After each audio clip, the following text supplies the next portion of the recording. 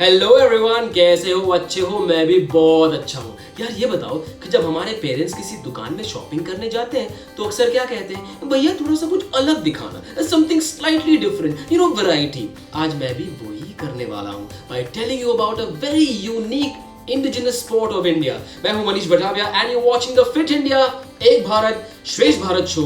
और आज जिस स्पोर्ट की मैं बात करने वाला हूं, it's a different ball game altogether। मैं आपको बोल रहा हूं कि ये स्पोर्ट आपको लगेगा वॉलीबॉल जैसा, लेकिन ये वॉलीबॉल है नहीं। इस इंडिजिनस स्पोर्ट ऑफ इंडिया का नाम है शूटिंग बॉल। ऐसा माना जाता है कि शूटिंग बॉल का इतिहास भारत में आजादी से भी पहले का है। ऐसा मानने की मुख्य वजह ये है कि ये खेल जितना भारत में पॉपुलर है उतना ही पाकिस्तान में भी फेमस है। शुरुआत में इस खेल को लोग मेनली फिटनेस पर्पस से खेलते थे। 2 टीमें होती थी और मैदान के बीच में एक रस्सी बांध के कपड़े की गेंद से शूटिंग बॉल का खेल खेला जाता था। खेल का मुख्य उद्देश्य होता था गेंद को अपने विरोधी के कोर्ट में डालना। क्योंकि इस खेल में पावर, स्टेमिना, फुर्ती और फ्लेक्सिबिलिटी की काफी जरूरत होती थी, इसलिए लोग इस खेल को फिटनेस के लिए ही काफी अच्छा मानते थे। धीरे धीरे रस्सी की जगह नेट का यूज होने लगा और कपड़े की जगह लेदर बॉल का उपयोग शुरू हो गया। इसके अलावा ये खेल एक निश्चित कोर्ट में भी खेला जाने लगा।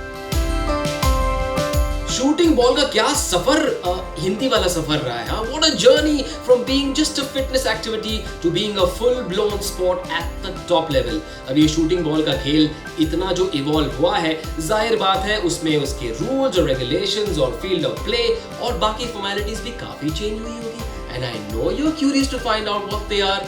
नोटपैड लो, पेन लो, लिखना शुरू करो। Here they are.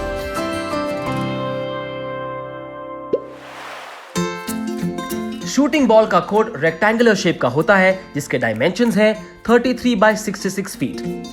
कोर्ट के बीचों बीच नेट होती है जो कोर्ट को 2 इक्वल हिस्सों में बांटती है और उस नेट के ठीक नीचे खिंची इस लाइन को सेंटर लाइन कहा जाता है। दोनों ही साइड के कोर्ट्स में एक नेटमैन लाइन होती है जो सेंटर लाइन से 11 फीट की दूरी पर होती है। प्लेइंग एरिया के चारों ओर 2 मीटर तक का फ्री जोन भी होता है। आपको ये भी बता दूं कि कोर्ट में जो भी लाइनें खिंची होती हैं उसकी चौड़ाई 2 इंच की होती है। एंड लाइन के पीछे दोनों तरफ 8 बाय 8 फीट का एरिया होता है जिसे सर्विस जोन कहते हैं। नेट की हाइट सीनियर और जूनियर बॉयज के लिए 8.1 फीट की होती है, वहीं गर्ल्स और सब जूनियर बॉयज के लिए नेट की हाइट 7.8 फीट की होती है। नेट की लेंथ 34 यानी कि 34 फीट और विड्थ 1 मीटर होती है और ये नेट 6 सेंटीमीटर स्क्वायर के बने होते हैं। शूटिंग बॉल में इस्तेमाल किया जाने वाला बॉल सॉफ्ट लेदर का बना होता है और उसके अंदर ब्लैडर होता है। इसका वजन मेंस कैटेगरी के लिए 320 ग्राम का होता है जबकि वुमेन्स कैटेगरी के लिए 270 ग्राम का होता है और इसमें 10 ग्राम ज्यादा या कम हो सकता है। बॉल का सर्कमफ्रेंस 55 से 58 सेंटीमीटर का होता है और इसमें इनसाइड प्रेशर 24 पाउंड के आसपास का होता है। कमाल है यार, अलग अलग कैटेगरीज में नेट की हाइट अलग, बॉल का साइज अलग। एंड आई एम श्योर अब तक तो आपको यकीन हो गया होगा कि शूटिंग बॉल का ये स्पोर्ट भले ही दिखता हो वॉलीबॉल जैसा लेकिन है एकदम अलग, राइट? नो? अगर अब भी कंफ्यूजन है तो फिकर नॉट, मुझे यहाँ पर किस लिए रखा गया है। अब मैं आपको बताऊंगा कि शूटिंग बॉल का ये खेल खेलते कैसे हैं, कौन से अलग अलग स्किल्स चाहिए and a few other regulations that you need to know before you step onto the court to play shooting ball.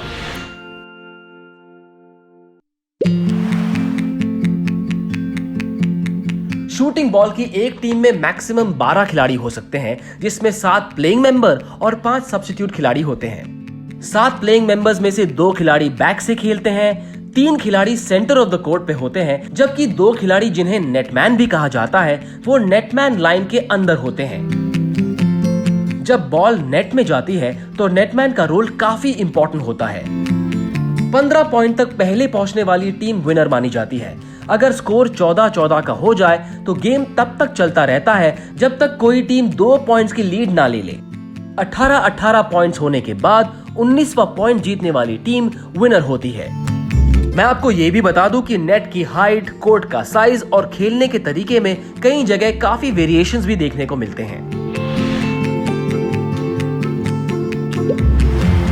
Skills की बात करें तो शूटिंग बॉल में सबसे पहली और इंपॉर्टेंट स्किल होती है सर्विस।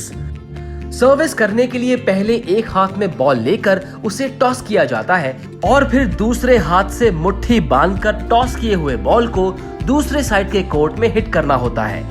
इसे अंडरहैंड सर्व भी कहा जाता है। दूसरी इंपॉर्टेंट स्किल है डिफेंस, और डिफेंस 3 तरीकों से किया जा सकता है। पहला तरीका है अपनी एक हथेली को दूसरे हाथ पे रख के बॉल को ओपोनेंट के कोर्ट में पहुंचाना। दूसरा तरीका है सिंगल हैंड डिफेंस, जिसमें एक ही हाथ की मुट्ठी यानी कि फिस्ट से बॉल को दूसरी साइड भेजना। और तीसरा और सबसे मजेदार तरीका है बाय यूजिंग योर हेड। जी हाँ, अपने सिर का इस्तेमाल करके भी बॉल को ओपोनेंट के कोर्ट में पहुंचाया जा सकता है। अब डिफेंस से आते हैं ऑफेंस पर, यानी अटैक कैसे करें। अटैक करने के लिए सबसे ज्यादा इस्तेमाल किया जाने वाला तरीका है दोनों हाथों की उंगलियों को इंटरलॉक करके पूरे फोर्स के साथ बॉल को ओपोनेंट की ओर फेंकना। कमाल की बात यह है कि अटैक करने के लिए जंप शॉट भी मार सकते हैं। अटैक करते समय बॉल अगर नेट में चली जाए तो नेटमैन का रोल काफी इंपॉर्टेंट होता है। नेट में गई बॉल को ग्राउंड पे टच होने से पहले वो वापस अपने कोर्ट में टॉस करता है, जिसे उसकी टीम का कोई भी मेंबर ऑपोजिट कोर्ट में अंडरहैंड डिफेंस से फेंक सकता है। हर मैच शुरू होने से पहले एक टॉस होता है, जहां जीतने वाले कैप्टन को ये तय करना होता है कि उसे साइड सिलेक्ट करनी है या फिर पहले सर्विस करना है। ज्यादातर मैचेस या तो बेस्ट ऑफ 3 या फिर बेस्ट ऑफ 5 फॉर्मेट में खेले जाते हैं। एक सेट के दौरान हर टीम मैक्सिमम 2 प्लेयर्स को सब्स्टिट्यूट कर सकती है। हर एक टीम पर सेट 2 टाइम आउट ले सकती है और हर टाइम आउट का ड्यूरेशन होता है 2 मिनट। 5वें या डिसाइडिंग सेट में कोई भी टीम जब 8 पॉइंट पर पहुंच जाती है तो automatically technical time out call किया जाता है और उस समय टीमों को कोर्ट चेंज करना होता है। कोर्ट पर किसी भी तरह के मिसकॉन्डक्ट के लिए प्लेयर्स को पेनलाइज करने का पूरा अधिकार रेफरी को होता है। छोटे मोटे ऑफेंस के लिए येलो कार्ड दिखाया जाता है, जिसमें लॉस ऑफ सर्विस की पेनल्टी दी जाती है। और जब किसी ऑफेंस के लिए खिलाड़ी को ब्लू कार्ड दिया जाए, उसका मतलब है कि वो खिलाड़ी उस सेट में 2 मिनट तक हिस्सा नहीं ले सकता। सबसे ज्यादा सीवियर पेनल्टी होती है रेड कार्ड में। अगर किसी प्लेयर को किसी बड़े ऑफेंस के लिए रेड कार्ड दिखाया जाता है तो उसे उसी समय प्लेइंग अरीना से बाहर चले जाना होता है, जिसे डिस्क्वालिफिकेशन भी कहते हैं। शूटिंग बॉल का ये स्पोर्ट किसी पॉपुलर बॉलीवुड फिल्म से कम नहीं, क्योंकि इसमें है एनर्जी, एक्साइटमेंट, पंचेस और स्मैशेस, जो बनाता है इसे एक super hit sport. It is an absolute pot boiler. और वैसे भी अगर किसी स्पोर्ट में ये सारी चीजें ना हो तो उसे देखने का या खेलने का क्या मजा, राइट? अब इस स्पोर्ट की खासियत ये भी है कि इसमें एक अनोखा फॉर्मेट है और चैलेंजिंग स्किल सेट्स की भी रिक्वायरमेंट। ऐसे ही थोड़ी इंडिया में पॉपुलर हो रहा है और दुनिया भर में भी इसके अलग अलग तरह के इवेंट्स होते हैं।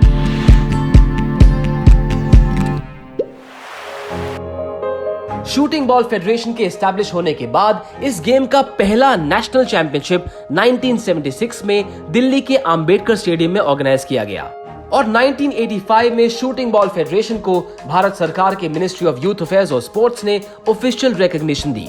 2018 में एशियन शूटिंग बॉल फेडरेशन ने भी shooting ball federation of India को ऑफिशियल मान्यता दे दी। आज के समय में भारत में शूटिंग बॉल के कई टूर्नामेंट्स ऑर्गेनाइज किए जाते हैं, जिसमें अलग अलग कैटेगरी के नेशनल चैंपियनशिप्स और ऑल इंडिया टूर्नामेंट्स के अलावा एक भारत श्रेष्ठ भारत अभियान के तहत कराए जाने वाले जोनल टूर्नामेंट्स भी शामिल हैं।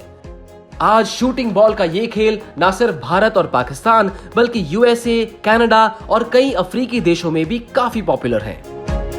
अरे वाह, नॉट जस्ट इन इंडिया बल्कि दुनिया भर में ही शूटिंग बॉल पॉपुलर हो रहा है। Very good. वैसे नॉट जस्ट प्रॉपर प्लेयर्स बल्कि आम इंसान भी इसे खेलता है एज अ फिटनेस रूटीन और एज अ हॉबी। और ये हो भी सकता है, हो भी सकता है कि अगर आप इस स्पोर्ट को सीखना खेलना शुरू करें, you might be able to compete at the top level. है ना पूरी दुनिया दीवानी स्पोर्ट की। यही तो पावर है इंडिया के इंडिजिनस स्पोर्ट्स का। And I will be back very soon with the story of yet another indigenous sport of India on the fit India एक भारत श्रेष्ठ भारत शो। तब तक आप किसी कोच को ढूंढो और शूटिंग बॉल को सीखना खेलना शुरू करो। एंड हाँ, please record a video of you playing this sport. मतलब शूटिंग बॉल का शूटिंग करो और पूरी दुनिया को वो वीडियो दिखाओ। थोड़े पॉपुलर हो जाओगे, right? I will see you soon. तब तक स्टे फिट और जय हिंद।